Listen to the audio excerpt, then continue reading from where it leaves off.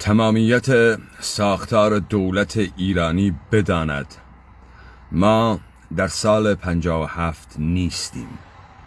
رقیب شما رقیب سال 57 نیست. صبح 22 بهمن 57 روزی نخواهد بود که مردم به خانه ها بروند. صبح 22 بهمن 57 روزی نخواهد بود که شما تحت نام دولت موقت جمعی فاسد وابسته دستگاه خودتان را به عنوان متولیان قدرت جدید و گذار از جمهوری اسلامی معرفی بکنید. صبح 22/57 تازه زمانی خواهد بود که انقلاب واقعی ما آغاز خواهد شد برای مانا کردن آزادی و تداوم آزادی. شما فکر میکنید با این شامورتی بازی ها و قرخکاری هایی که در فضا میکنید، با این شلوغ بازی هایی که میکنید، سوار بر خشم مردم، سوار بر خشم مردمان این سرزمین نسخه میپیچید و نظر بر عمل سوار میکنید و ساختار میسازید و جمعیت میسازید. میتوانید در روز موعود و مقرر 22 بهمن 57 نامی مردمان را در طی یک سری هیاهو و شادی های کذایی به خانه بفرستید.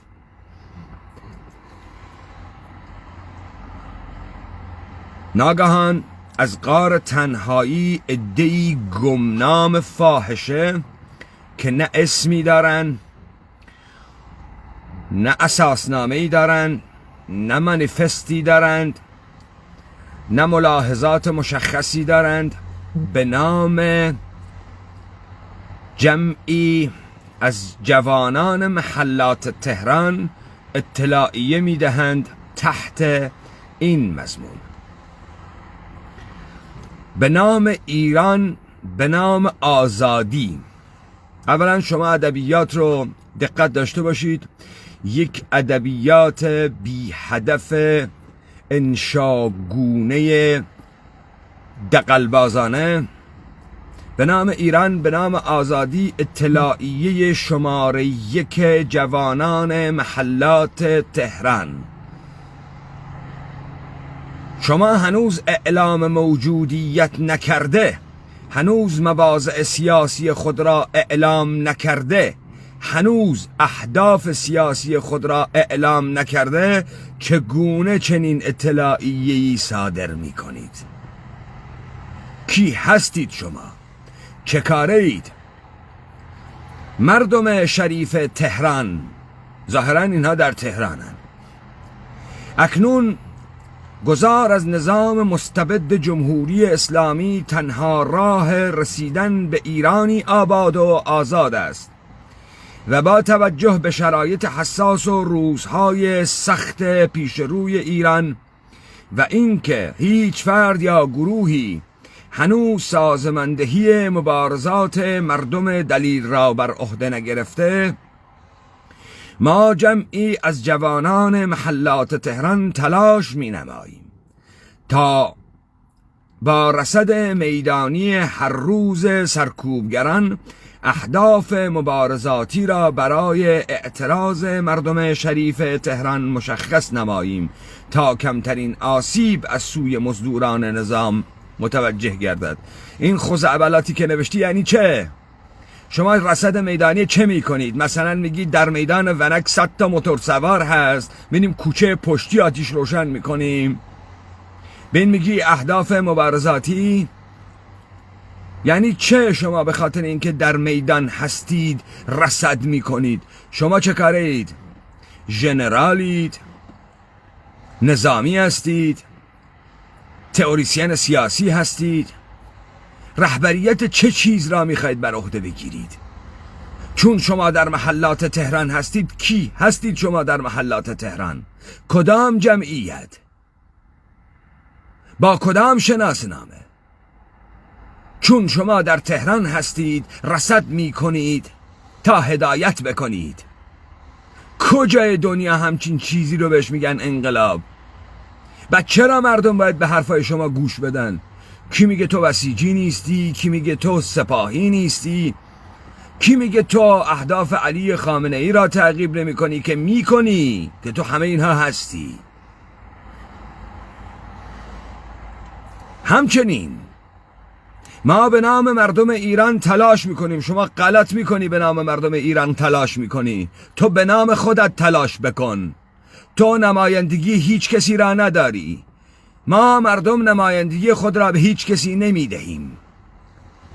ما یه انقلابی خودمان حرف میزنیم، خودمان عمل میکنیم، خودمان انقلاب میکنیم. همچنین ما به نام مردم ایران تلاش میکنیم که به صورت روزانه دستورالعملهای مبارزات را اعلام نماییم. تو خیلی غلط میکنی به نام مردم ایران دستورالعملهای مبارزات روزمره را میگویی. تویی که مشخص نیستی، صورت نداری، شناسنامه سیاسی نداری. هر کسی میتواند در قالب تو بعدن ظهور بکنه تا هرچه زودتر خلاصی مردم از شر این فرقه تبهکار را در میدان شهیاد جشن بگیریم. این ادبیات ترکیبی مال کیه؟ اصلاح طلبین و فحشگردا با هم؟ مال کیه این ادبیات ترکیبی؟ برادران بسیجی بزک شده؟ کی این ادبیات مال کیه؟ در همین راستا از مردم شریف تهران خواهانیم تا در روز 3 مهر ساعت 16 و همزمان با حضور جیره‌خواران و مزدوران نظام ظالم اسلامی با حضور در میادین اصلی شهر از جمله در محلات آریاشهر، اکباتان، تهرانسر، 7 تیر، ولیعصر، ونک، پارکوی، تجریش، اندرزگو، 7 حوض، نظام آباد، نارمک، پیروزی، حکیمیه، نازیاباد و شهر ری نشان دهند اتحاد مردم از هر سلاحی قدرتمندتر است. یعنی چه اتحاد مردم از هر سلاحی قدرتمندتر است؟ اتحاد یعنی چه؟ اتحاد چگونه صورت میگیره؟ حرفهای بی محتوای الکی چطوری اتحاد صورت میگیره؟ حول چه چیز بایستی اتحاد بکنیم؟ حول نابودی جمهوری اسلامی؟ حول به آزادی رسیدن و آزادی را برقرار کردن و تمامیت قدرت و مالکیت خود را در دست داشتن؟ حول چه چیزی من با تو جوانان محلات تهران بایستی اتحاد بکنم؟ تو کی هستی؟ گفتنی است فعالیت جمعی از جوانان محلات تهران برای سازماندهی این خیزش مردمی در پایتخت تا زمانی که فرد یا گروهی شایسته و مسئولیت پذیر عهدهدار راهبری خروش ملی علیه استبداد نظام جمهوری اسلامی نباشد ادامه خواهد یافت. هستیم تا سرنگونی ضحاک. شما هستید تا ادامه دادن به ضحاک. مرتی که کلاه بردار، تو کی هستی؟ همچی فراخانی میدی ایران اینترنشنال و تلویزیون های دیگه برات پوشش میدن، بعد میگی که ما هستیم تا تحویل یکی دیگه بدیم. تو اگر این قدرت رو داری برای چی باید تحویل دیگران بدی؟ تو اگر این قدرت رو داری، اگر برساخته نیستی، اگر دروغگو نیستی، اگه خود حاکمیت نیستی، تویی که قدرت داری، فراخوان میدی، رصد میدانی میکنی، زور داری، مردم رو به خیابان کشیدی، ایجاد اتحاد و همبستگی کردی، چرا بایستی تحویل دیگران بدی؟ چرا بایستی تحویل دیگران بدی؟ کی گفته بایستی تحویل بدی؟ این چه خیزشیه تو قدرت خودت رو تحویل دیگران میدی؟ معلومه تو وقتی شناسنامه نداشته باشی، منفست نداشته باشی، هدف سیاسی نداشته باشی، هویت سیاسی خودت رو تعریف نکرده باشی، اصالت ایده خودت رو نگفته باشی، یه حرفای میزنی، یه دستهای غیبی به نام جمعی از جوانان محلات تهران یک سری کارها رو داره هدایت میکنه، بعد ناگهان در روز مقرر یه مشت پیزوری چهره جدید میاد میگه که ما همون جوانان محلات تهران بودیم. حالا اطلاعیه شماره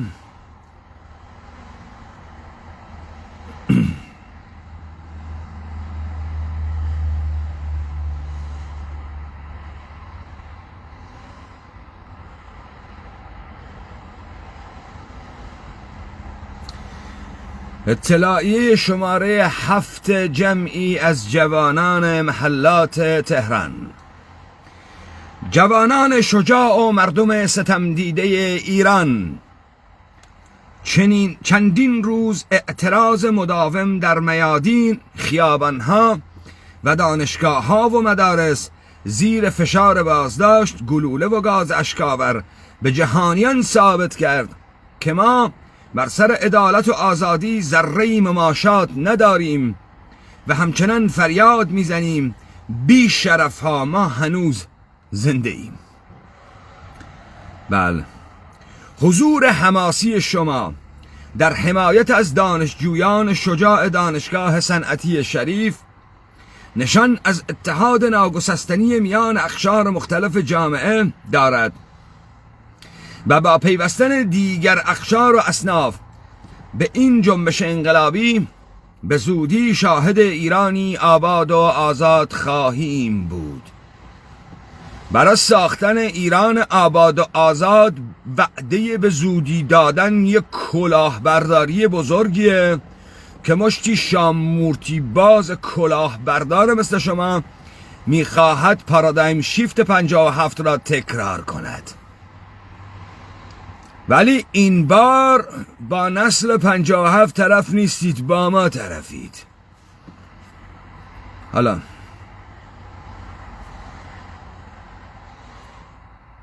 تجربه اعتراضهای مسالمت آمیز پیشین نشان داده که حاکمیت مستبدگوش شنوایی برای خواسته های مردم معترض نخواهد داشت و برای ما راهی جز مبارزه با این حکومت فاسد تا آزادی میهن عزیزمان وجود ندارد. ضمن تشکر به خاطر برگزاری تجمعات بیشمار از هم میهنان خارج از کشور میخواهیم با اتحاد و حمایت همه جانبه و ادامه اعتراض مقابل لانه‌های فساد و ترور حکومت در اقصا نقاط جهان ما را پشتیبانی میکند. شما فکر میکنید با این ادبیاتی که به کار میبرید، لانه‌های فساد و حکومت فاسد و ظالم جمهوری اسلامی، احیانا میتونید انقلاب را از دست ما در بیارید؟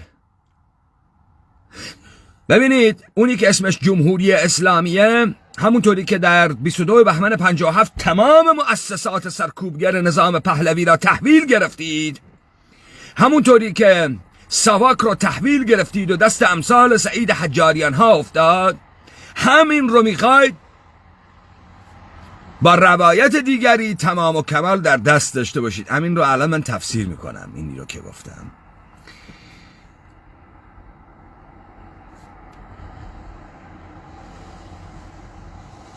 به دانشجویان شجاع که این روزها خط مقدم مبارزه با سرکوبگران هستند اطمینان میدهیم در خیابانهای اطراف دانشگاه دست از حمایتشان بر نخواهیم داشت. از تمامی مردم ایران به ویژه جوانان محلات تهران دعوت میکنیم روز 16 مهر همچون روز با شکوه 9 مهر از ساعت 12 ظهر تا پایان شب در کنار دانشجویان در میادین خیابانها را به تسخیر خود درآورند و از کارمندان دولت و اصناف شریف کشور گسترش اعتصابات همزمان با موج جدید خیزش ملی را خواستاریم. مبارزه را تا آزادی کامل ایران ادامه خواهیم داد. بیانیه و اطلاعی های بعدی میاد. همین امروز به همین بیانیه پیزوری جمعی از جوانان نامتعین نامشخص اعتصابات پاسخ داده. در شهر سننجد و شهرهای دیگر پاسخ داده. این کدام اعتصاباته؟ این همون اعتصاباتیه که سپاه پاسداران و بیت رهبری میریخت تو کاسه احزاب منتسب به کرد. حالا برای کی این کارو داره میکنه؟ حالا داره برای بیانیه جمعی جوان مجعول بی شناسنامه بی هدف سیاسی تحت نام گذار از جمهوری اسلامی. چگونه بایستی گذار کرد؟ برای چی میخواد؟ آباد و آزاد، دو تا مفهوم مزخرف انتزاعی. یعنی چه آباد و آزاد؟ چگونه؟ چگونه محقق میشه؟ چطوری به فراخوان‌های شما اعتماد میشه؟ یعنی اینکه شیوه جدید رهبری ابداع کردید شماها.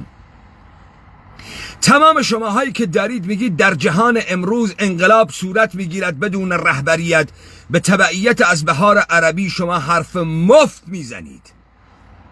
تمام اینها برساخته بودن به خاطر اینکه روز بعد الشعب یرید اسقاط نظام التحریر مردم مصر نمیدونست باید چه کار بکنه.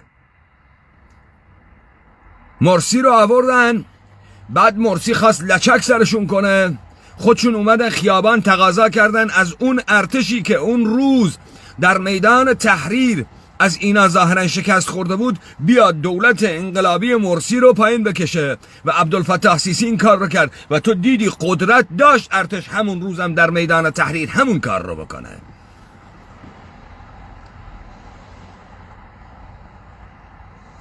حالا چطور شما یک مشت انسانهای مجعول بی هویت که قرار یه جایی تا رهبریت کاریزماتیک خوب پیدا میشه این هدایت رو بکنید و بعد تحویل بدید؟ جمعی از جوانان محلات تهران چطور مغازه ها رو در سنندج تعطیل میکنن؟ چطور؟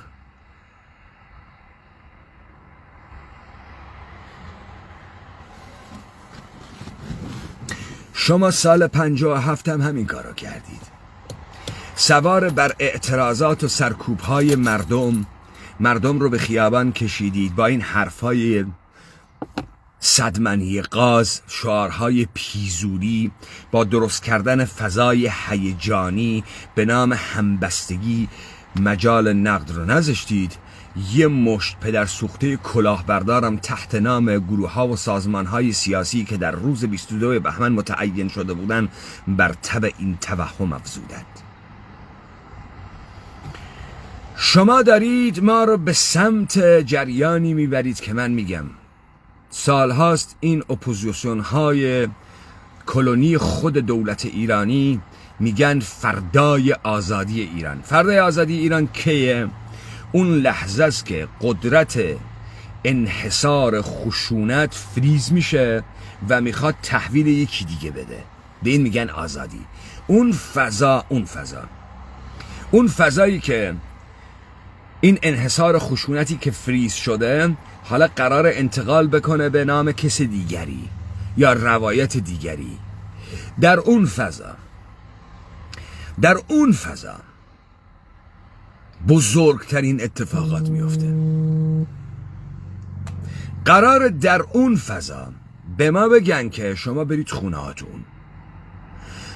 ببینید اینی که الان دارن محتوای بی محتوا برای شما درست میکنن در کلاب هاوس و رسانه ها و تلویزیون های مختلف، چهره های فاسد پیزوری رو که به یمن همین حاکمیت دستن در کارش بودن، استاد دانشگاهش بودن، پاسدار قدیمش بودن، اسمی پیدا کردن، حالا در رسانه های مختلف هستند.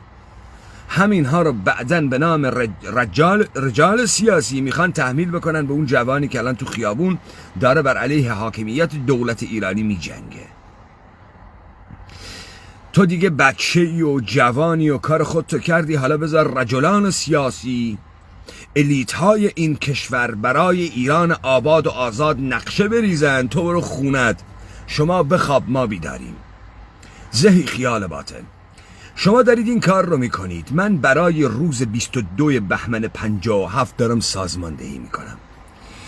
روز 22 بهمن 57 تازه انقلاب و خروش اصلی آغاز میشه. مورنینگ افتر نیست ما مس کرده باشیم روز بعد حالمون بد شه. تازه ما شروع میکنیم به کندن بنیان کثافت و انقیاد در این سرزمین.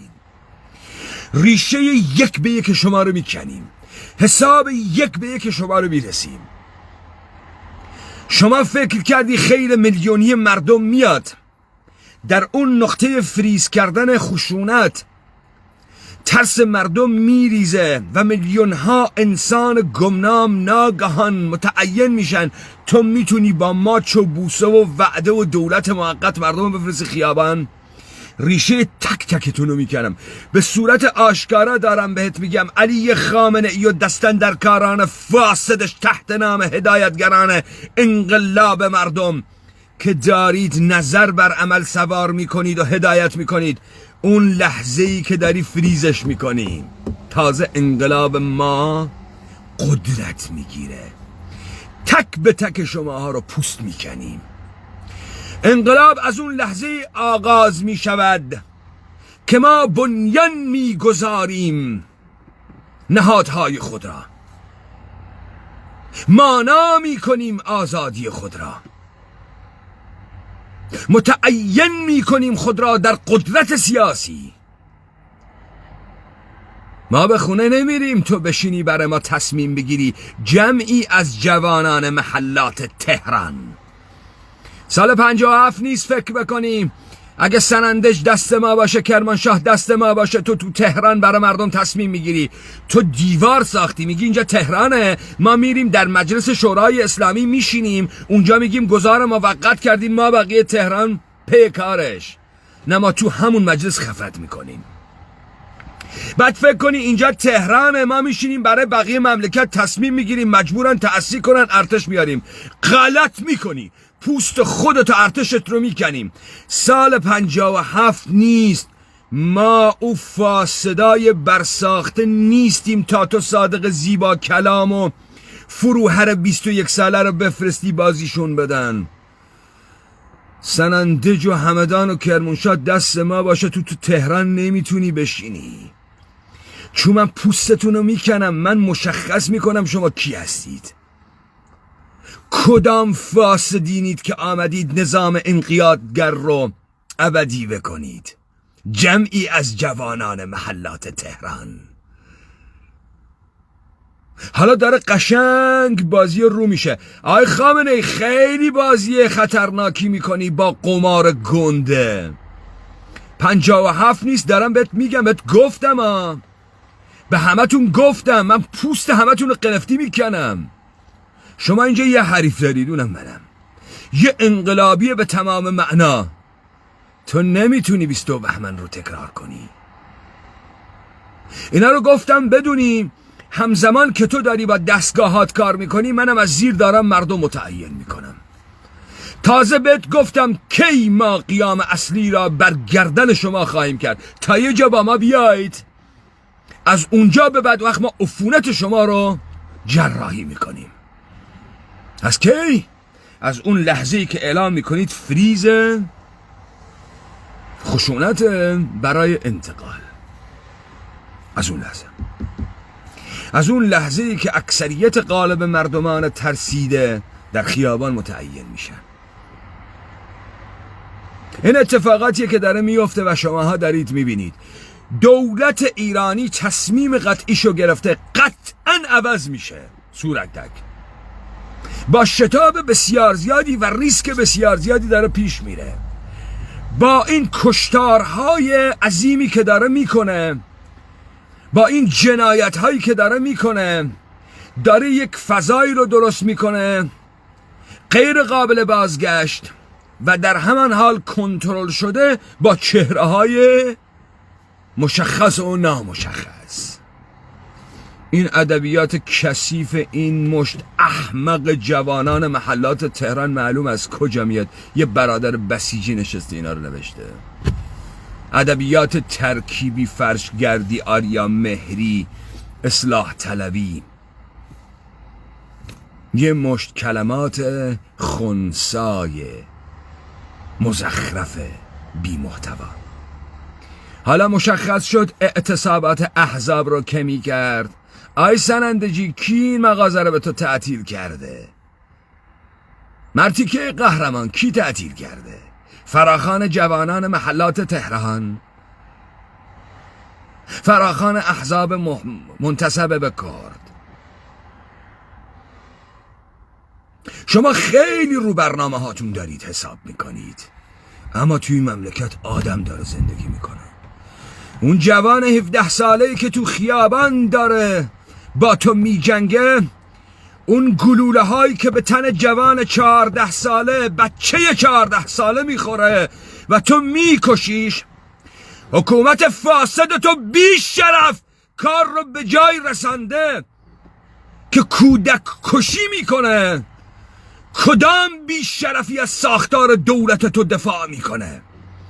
این ساختار دولت ایران تو آدم ها رو به جای رسونده که با شهامت ماشه تفنگ رو میکشه و بچه 14 ساله رو پشت کدام توجیه میکشید؟ حکومتتان، خیر عمومیتان، تداوم صدزمینیتان، شما یه مش جنایتکارید تحت نام ناسیونالیسم جنایت بزرگ میکنید، همونطوری که مردم آلمان تحت نام قانون و تبعیت از قانون جنایت بزرگ کردن. آهاد اون مردم.